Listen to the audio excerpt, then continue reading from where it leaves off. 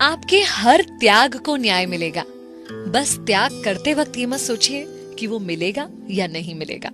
94.3 my FM से मैं हूँ विनी आपके साथ, और चलो आज कुछ अच्छा सुनते हैं। सुनाती हूँ आपको दो मित्रों राम और श्याम की कहानी। कई सालों से मित्र थे, मंदिर की सीढ़ियों पर बैठे कुछ गपशप कर रहे थे। इतने में एक तीसरा व्यक्ति माधव आकर उन्हें ज्वाइन करता है। तीनों आपस में बात करते हैं। बात करते करते शाम कब ढल जाती है पता ही नहीं चलता। इतने में माधव, जो तीसरा व्यक्ति आया था, कहता है मुझे भूख लग रही है। राम और श्याम ने कहा कि हाँ, भूख तो हमको भी लग रही है।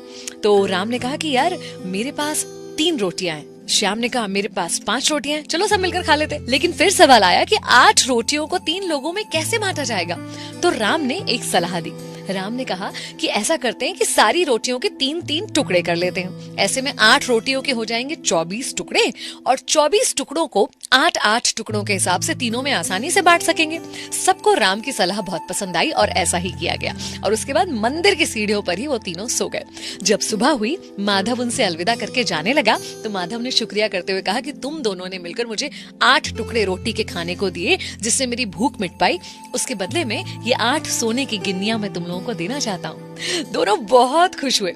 8 गिन्नियां ले ली। राम ने कहा चलो दोनों 4-4 बांट लेते। लेकिन श्याम ने कहा नहीं, ऐसे कैसे होगा। मेरी 5 रोटियां थी और तुम्हारी 3 थी, तो मुझे 5 मिलनी चाहिए और तुम्हें 3 गिन्नियां मिलनी चाहिए। अब दोनों के बीच में बहस शुरू हो गई। बहस बढ़ गई तो मंदिर के पुजारी के पास पहुंचे कि आप न्याय करके बताइए कि किसे कितनी गिन्नियां मिलनी चाहिए। अब यूं तो मन में पुजारी को श्याम की बात ठीक लग रही थी, 5 और 3 गिन्नी वाली, लेकिन फिर भी थोड़ा सा कंफ्यूज था पुजारी। इसलिए उन्होंने कहा कि एक काम करो, ये गिन्नियां मेरे पास छोड़ जाओ और कल सुबह आना, कल सुबह इसका हल निकालेंगे हम।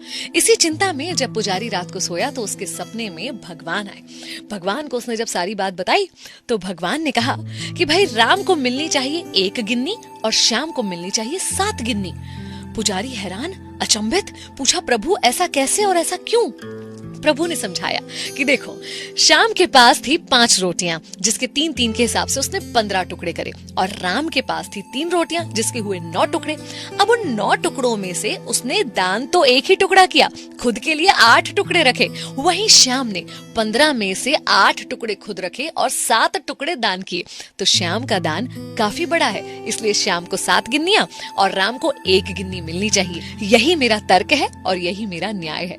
पुजारी धन्य हो गया प्रभु की इस बात को सुनकर, और उसने सोचा कि मैं इस न्याय के बारे में शायद कभी सोच ही नहीं सकता था। और इसी न्याय के हिसाब से पुजारी ने दोनों में गिन्नियां बांटी भी। कई बार हम और आप अपने त्यागों का बड़ा बड़ा गुणगान करते हैं कि हमने ये किया वो किया, लेकिन बदले में हमें इतना कम क्यों मिला, या ईश्वर ने हमारे साथ शायद न्याय नहीं किया। लेकिन ईश्वर जिस दृष्टिकोण से न्याय करता है ना, वो आपकी और मेरी सोच से बहुत ऊपर है। तो संतुष्ट रहिए, बिल्कुल निश्चिंत रहिए कि ईश्वर का न्याय जो होता है वो बिल्कुल तर्क संगत होता है। और आपको जो कुछ भी मिल रहा है वो सिर्फ आपके त्याग को देखकर नहीं मिल रहा है, बल्कि आपकी शक्ति, आपके समर्पण, सारी चीजों को तोल मोल कर आपको न्याय दिया जा रहा है। निश्चिंत रहिए, जो आपके साथ हो रहा है बिल्कुल सही हो रहा है। 94.3 माय एफएम पर मैं विनी। चलो आज कुछ अच्छा सुनते हैं।